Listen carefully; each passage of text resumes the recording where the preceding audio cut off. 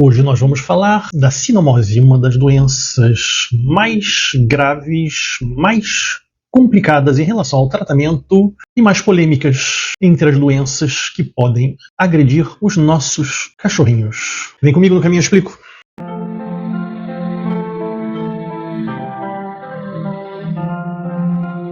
Olá pessoas, eu sou Maurício, veterinário no meu canal Amigo dos Bichos, e hoje nós vamos falar da sinomose, que é, desde sempre, uma das doenças mais terríveis que pode acometer os nossos cachorrinhos, em especial os nossos filhotinhos que ainda não foram completamente vacinados. Eu poderia começar dizendo que a sinomose é causada por um vírus da família dos paramyxovírus, da ordem do morbilivírus, e que é um vírus RNA, fita simples, envelopado, mas isso tudo, para qualquer um que procure no Google, vai encontrar essas informações. Eu prefiro dar uma tônica a esse vídeo como um resumo da minha experiência pessoal com essa doença. Quando eu me diplomei pela Universidade Federal Fluminense no final dos anos 80, eu sabia que uma das entre as minhas piores batalhas, provavelmente estaria a batalha ou as batalhas que eu iria travar contra esse vírus, já que eu estava me especializando em clínica de pequenos animais. Então eu procurei me informar como eu pude, da melhor forma possível, e viver na prática, sempre na medida do possível, todas as situações que poderiam, de perto ou de longe, estar ligadas a essa doença, e também a parvovirose, a leptospirose e outras doenças que eu, como clínico, forçosamente seria chamado a encontrar. Então esse tema foi objeto de muita pesquisa, não apenas enquanto eu era estudante, mas também ao longo de toda a minha experiência profissional. E eu tentei colocar em prática na medida do possível, e com isso eu tive alguns sucessos, mas também muitos fracassos, apesar de tudo, pois é uma doença que, estatisticamente, isso é conhecido, ela tem uma taxa de resolução da ordem de 7%. Então, quando o cachorro não é bem vacinado e ele é exposto ao vírus da sinomose, ele tem muito pouca chance de se livrar dessa doença. E a isso se adicionam vários fatores que são ligados à patogenia da doença e à complicação de métodos de diagnóstico e mesmo ao tratamento. Vamos falar disso tudo agora. Vamos começar um pouco pelo histórico, mas de uma forma bem rápida. Então, quando eu disse vírus, esse vírus é um vírus que é um vírus de RNA, isso não quer dizer muita coisa para quem não é virologista, mas ele é envelopado, e isso é bom, porque ele não resiste muito tempo no ambiente na medida em que o envelope possa ser dissolvido. Então o sol, quando agride o vírus que está no ambiente, ele mata o vírus. O cloro mata o vírus. Evidentemente, a amônia quaternária, que mata mesmo o vírus um pouco mais difíceis, também mata esse vírus. Então, ele pode durar meses no ambiente, mas quando ele está em condições ideais para ele. Fora isso, é um vírus que é facilmente destruído no ambiente. Não é um vírus recente. É um vírus que provavelmente existe antes mesmo do aparecimento do primeiro cão, já que é um vírus que ataca a família dos canídeos em geral. Então, lobos, coiotes, raposas, todos os canídeos, chacais, têm problemas com a sinomose, e ela não para por aí. Evidentemente, os nossos cães, mas também os mustelídeos, que são furão, marta, doninha, têm problemas com esse vírus. Até certas espécies de urso já tiveram a sinomose descrita como uma doença, notadamente os pandas na China, o nosso coati aqui no Brasil, evidentemente o lobo-guará. Então é um vírus que tem uma inespecificidade e que não chega a ser zoonótica, ela não ataca as pessoas, não ataca os gatos domésticos, embora existam algumas descrições de sinomose em leões e tigres. É um vírus que foi datado pela primeira vez em achados de necrópsia arqueológicos, datados de há mais ou menos 15 mil anos, uma tumba com restos de um jovem ser humano que foi enterrado ao lado do seu cão, e nos achados de necrópsia desse cão encontraram vestígios do vírus da sinomose nos dentes do cão. Então, pode-se dizer que é uma doença realmente antiga.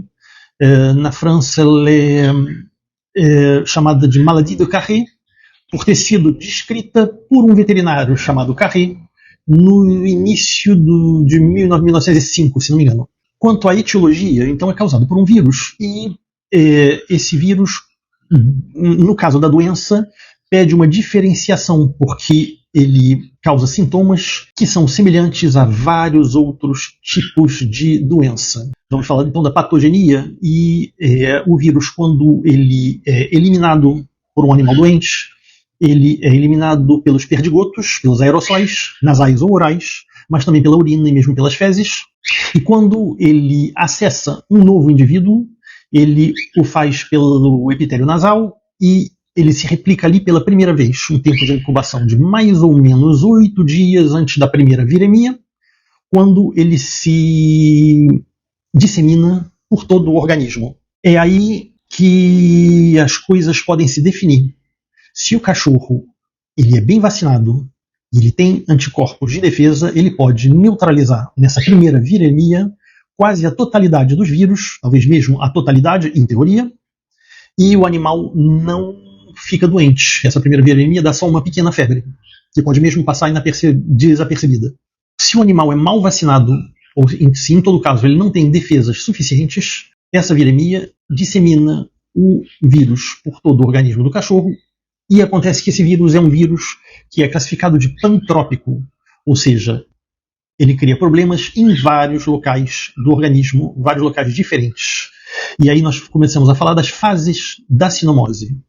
Vou citá-las, são 4: fase digestiva, fase respiratória, fase epitelial e fase neurológica. Eu não gosto muito da classificação dessa nomenclatura de fase, porque quem diz fase sugere uma sucessão. E essa sucessão pode não existir. Essas 4 fases podem aparecer ao mesmo tempo, elas podem não aparecer totalmente, elas podem aparecer de forma invertida, elas podem mesmo aparecer uma de cada vez, e quando você pensa que o animal está curado, na verdade ele pode voltar alguns dias depois com a fase seguinte. E é disso que nós não gostamos na sinomose, porque é difícil saber aonde nós estamos. Se a gente fizesse um paralelo com a parvovirose, que é uma doença que eu vou abordar num próximo vídeo, a parvovirose, que é uma doença terrível, com vômitos e diarreias nauseabundas, mais ou menos é uma doença franca. Quer dizer, o cachorrinho ele está cada vez mais doente até o momento em que ele se estabiliza, e uma vez que ele se estabiliza e começa a melhorar, ele melhora. É difícil ter uma recaída na parvovirose, enquanto na sinomose a gente nunca sabe onde a gente está em relação a essas diferentes fases. Isso é um problema sério para a sinomose. Eu falava das fases, então, em princípio, a primeira fase é a fase respiratória, porque ele se replica no epitélio nasal e ele ganha rapidamente a intimidade dos alvéolos pulmonares, podendo causar ali uma pneumonia de ordem viral. Também nos olhos, na conjuntiva, causando uma conjuntivite purulenta, que é bem característica da doença e muito parecida com os sintomas da tosse dos canis, quando essa tosse dos canis está concomitante à invasão de organismos oportunistas, como bactérias, por exemplo. Nesse caso, a sinomose, quando aparece somente na sua fase pulmonar, ela pode se parecer muito com uma pneumonia importante agravada, mas rapidamente percebe-se que o problema não está só ali, quando outras fases começam a intervir. Na sua fase digestiva, ela se parece muito com a parvovirose ou com a coronavirose, causando diarreias, náuseas, depressão, e na sua fase epitelial, ela causa pústulas, especialmente a nível do ventre, mas também alopécia, perda de pelos, hiperqueratose, em que o focinho e os coxins plantares e palmares do cachorro ficam espessos e rachados. E, enfim, na sua fase neurológica, ela pode causar uma série de sintomas que frequentemente continuam após o final da doença como sequelas, que são sempre graves. Estamos falando de mioclonismos, ou seja, contrações musculares involuntárias que o cachorro tem e continua tendo mesmo quando está dormindo. Estamos falando de cegueira, por comprometimento do nervo óptico. Estamos falando de nistagmo, quando a pupila dos olhos não consegue se estabilizar, fica tremendo horizontalmente de um lado para o outro. Estamos falando de problemas cerebelares que causam dificuldade de equilíbrio e de deambulação. Enfim, toda uma série de sintomas neurológicos que, mesmo que eles não sejam patognomônicos, quer dizer, característicos dessa doença, é preciso um diagnóstico diferencial com a raiva, por exemplo, frequentemente, são sempre problemas sérios que podem adotar um caráter definitivo que impeçam uma vida normal para esse cachorro. Quanto ao diagnóstico da sinomose, existe um teste rápido que pode ser feito em clínica veterinária que detecta os vírus quando eles estão em fase circulatória. Ora, Quando você tem um positivo, você sabe que é sinomose, mas o negativo pode ser um falso negativo, pois é só ele não estar em fase circulatória que não vamos encontrar o vírus. Normalmente se procura nas secreções oculares, pega-se uma lágrima do animal, faz um pequeno protocolo na frente do cliente e aparece positivo, negativo, como se fosse um teste de gravidez simples. Mas somente o positivo nos dá a certeza. Em todo caso, o mais garantido é o diagnóstico a partir da anamnese, da história do cachorro, dos sintomas que ele está apresentando e, eventualmente, de exames laboratoriais que são muito importantes, como, por exemplo, um hemograma completo, com contagem de células brancas, que nos permite saber onde o animal está em relação à anemia e em relação à imunossupressão, que sempre é causada pela sinomose. Quanto ao tratamento da sinomose, frequentemente aparecem novas drogas que são antivirais ou que auxiliam no combate à imunossupressão, mas o mais importante é o tratamento de suporte, de forma a manter a qualidade de vida, evitar a desidratação e, principalmente, evitar as infecções secundárias.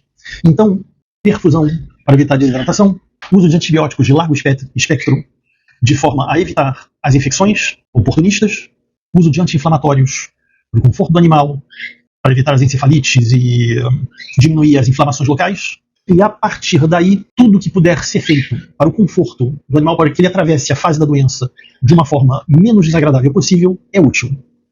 Então, não esquecer de, mesmo se não se pode alimentar um animal que está com náuseas e diarreia, não esquecer de umedecer a boca do animal, que vai estar seca por causa da desidratação, e isso não vai ser resolvido somente com a infusão parenteral. Tem quem diga que caldo de quiabo pode funcionar bem, eu não vejo nenhuma razão clínica ou científica para que esse aspecto seja fundado, mal não faz.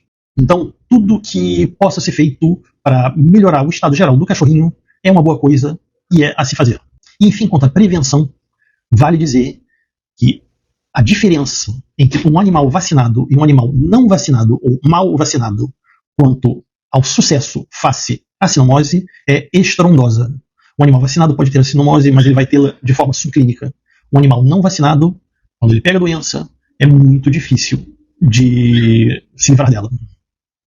Enfim, quanto à prevenção, uma coisa importante é tomar cuidado com os fomites. Existem estudos muito sérios que já mostraram que a principal causa de transmissão da sinomose é o tratador. Ele troca de luvas, mas não troca de jaleco. Porque é impossível trocar de jaleco após cada procedimento, entre cada cachorrinho. Então que a pessoa tome cuidado, sabendo que estatisticamente a pessoa que trata o cachorrinho é a principal fonte de transmissão de um cachorrinho para outro. Isso serve para manjedouras, isso serve para toalhas, isso serve para o ninho, isso serve para os locais onde os cachorrinhos estão. Não esquecer também que uma boa desinfecção ela só é realizável se antes houve uma boa limpeza. Se o vírus está na poeira e você aspira, o vírus não está mais na poeira. Então, uma boa limpeza precede uma boa desinfecção. E, enfim, uma pequena mensagem para o criador. Uma vez que o criador tem um cachorrinho com sinomose na sua criação, ele tem que isolá-lo o mais rapidamente possível. Uma vez que isso não foi feito rapidamente, é melhor considerar a sua criação inteira como infectada e se dar os meios necessários para que toda ela seja desinfectada o mais rapidamente possível. E isso não é fácil. Desejo coragem a todos vocês quanto a essa doença e não esqueçam de uma coisa: vacinem. Vacinem os reprodutores. Vacinem as reprodutoras em especial, pois são elas que vão passar os anticorpos para os filhotes. Vacinem bem os filhotes que vocês vão disponibilizar, porque um pequeno investimento em vacinas é muito melhor do que um grave problema que um cliente pode ter. E até breve, um próximo vídeo.